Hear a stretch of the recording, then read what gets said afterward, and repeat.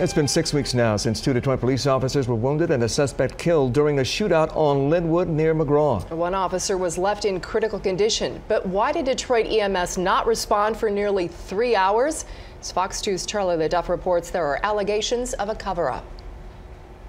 Let's go back to early April and that shooting that occurred here at the corner of Linwood and Hooker. Cops have been chasing a man wanted for murder for days. They caught up with him here, pinned his car between theirs. Shots flew.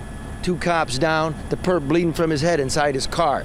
Where was Detroit EMS? With 2 cops down, you figured you'd get a Detroit ambulance. Well, they never did. No, strike that. An ambulance did show up. 3 hours later, after paramedics were told to lie about it. At least, that's what paramedics are alleging. They were asking me to falsify documentation on a DOS, on a high-profile shooting. That's what it would be considered because the police were involved.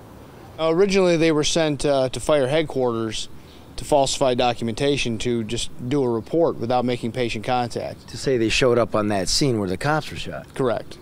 So they wanted them to pretend that they had showed up. Absolutely, that's right.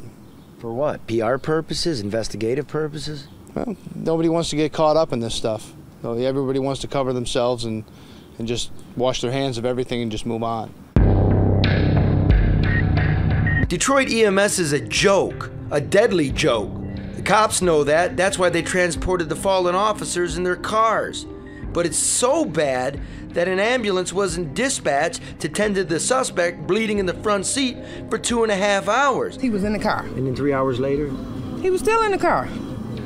And when did the ambulance come? Right away? No, 3 hours later the ambulance came.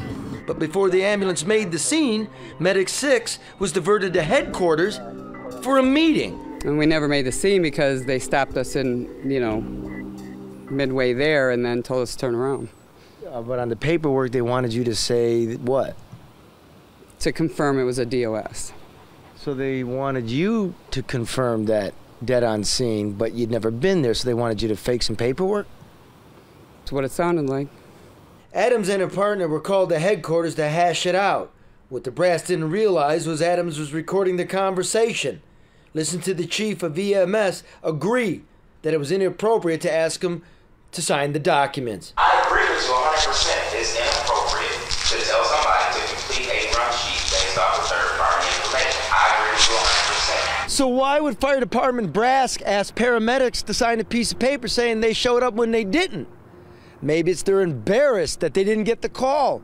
Or the head of dispatch was out having a cigarette and missed the call. Or maybe the fact that we don't have enough ambulances in the city to answer the calls.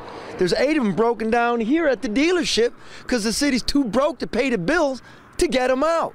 We caught up with Fire Commissioner Don Austin, the man who's supposed to have the answers. He didn't seem to have many. No one's trying to commit fraud. I don't know where that comes from. So that's all I have to say about that, Charlie. You called me about this when I was in D.C. Last week. I didn't have anything to say about it now, and beyond what I've just said, I don't have anything else to say about it. Okay, well, just one more so we can have it straight. 3 hours before a Detroit Fire Department ambulance shows up to a triple shooting. What does that say about the state of the EMS that you promised to fix? I don't think it was, I don't know. I'd have to find out about it. But it was not like we were called and it was 3 hours before we got there. I'll say that with certainty. So it may have something to do with the investigation. I can't comment on that because I don't know. You can find out. Maybe we go over that when you do find out. Yeah, I'll do some research to find out, yeah. Okay, thank you. Thank you. We'll stay on at Detroit. Charlie LeDuff, Fox 2 News.